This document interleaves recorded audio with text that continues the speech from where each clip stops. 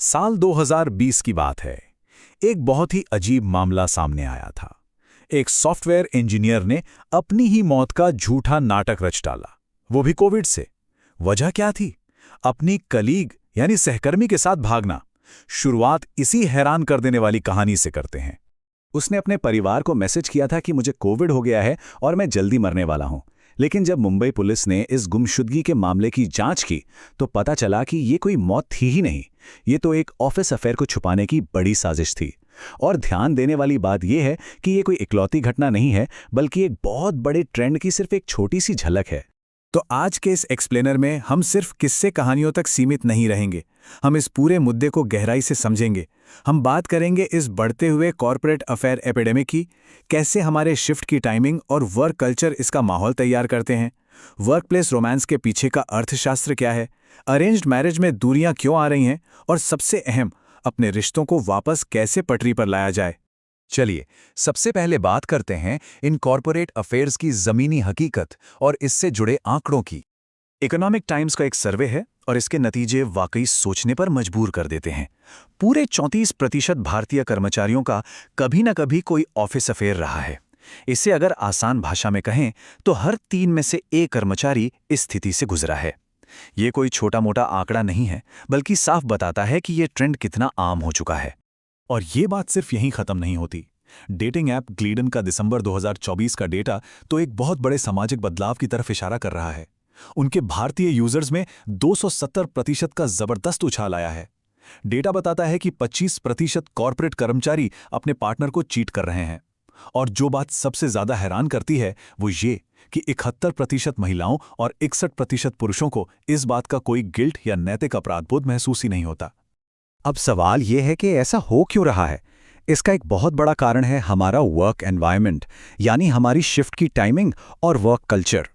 Journal of marriage and family की एक study में डे शिफ्ट और नाइट शिफ्ट में काम करने वाले कपल्स की तुलना की गई। नतीजे देखिए, जिन नाइट शिफ्ट वाले कपल्स के बच्चे हैं उनके बीच तलाक होने का खतरा 6 गुना ज्यादा होता है। यानी ये जो अजीबोगरीब शिफ्ट टाइमिंग्स हैं, ये असल में रिश्तों को अंदर ही अंदर खोखला कर रही हैं। और जब लोग इस तरह के शेड्यूल से कट जाते हैं, सामाजिक रूप से अलग थलग पड़ जाते हैं, तो वो वाइल्ड कॉर्पोरेट पार्टियों का रुख करते हैं।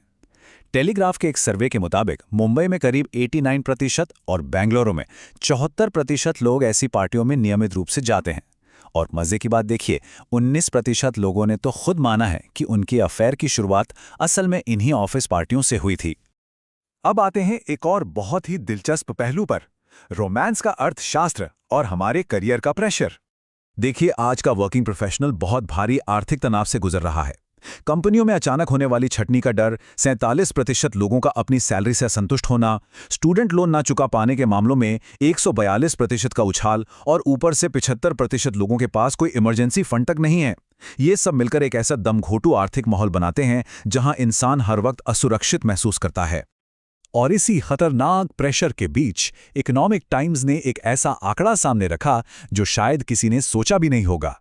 55%, जी हां, आधे से ज्यादा वर्कप्लेस अफेयर्स किसी आम सहकर्मी के साथ नहीं, बल्कि एक कर्मचारी और उनके सीधे बॉस के बीच हो रहे हैं।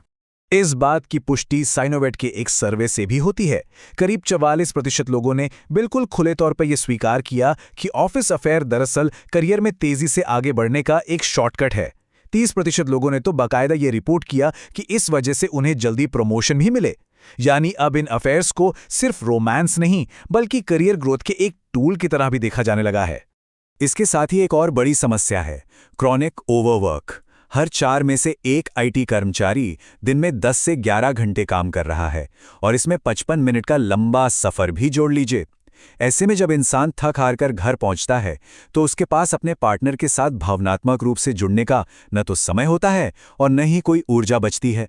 ये सारी चीजें हमें हमारे चौथे पॉइंट की तरफ ले जाती हैं, अरेंज्ड मैरिज की दूरियां और हमारे सामाजिक मानदंड। Extra marital dating app Ashley Madison का डेटा एक बहुत ही अजीब विरोधाभास दिखाता है।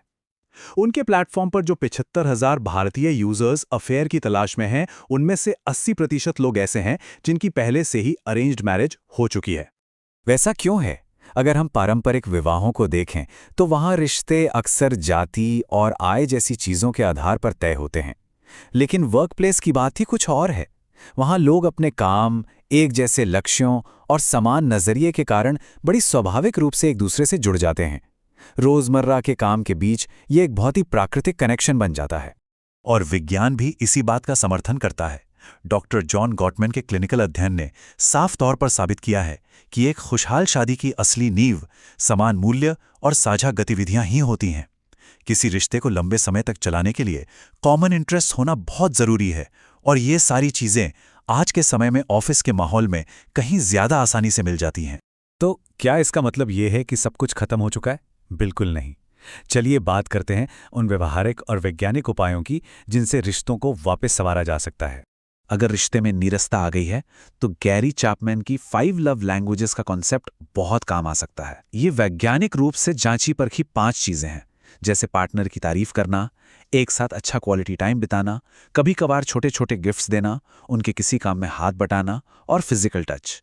ये छोटी छोटी आदतें मिलकर किसी भी रिश्ते को दोबारा मजबूत बना सकती हैं। मैरिज कोच पीटर मैकफिडेन एक बहुत ही शानदार और व्यवहारिक सलाह देते हैं, नो फोन जोन्स। आज के इस भागदौड़ भरे शेड्यूल में अपने बेडरूम को एक पूरी तरह से टेक फ्री जगह बना देना चाहिए। इससे होता यह है कि आपको एक दूसरे से असल बातचीत करने की प्राइवेसी और समय दोनों मिल जाते हैं। और सबसे जरूरी बात, अगर रिश्ते में दिक्कतें आ रही हैं तो मदद मांगने से बिल्कुल मत हिचकिचाइए। पारिवारिक समस्याओं को हमेशा पर्दे के पीछे रखने का जो सामाजिक टैबू है, उसे तोड़ना होगा। रिलेशनशिप काउंसलर्स के पास जाना या कपल थेरेपी आजमाना कोई शर्म की बात नहीं है, बल्कि अपने रिश्ते को बचाने का एक बहुत ही मैच्योर और सकारात्मक कदम है।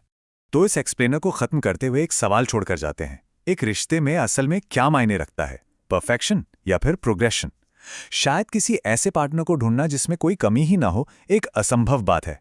उसकी बजाय एक खामियों वाले इंसान के साथ मिलकर समय के साथ आगे बढ़ना और ग्रो करना ही असली कामयाबी है। सोचने वाली बात है ना?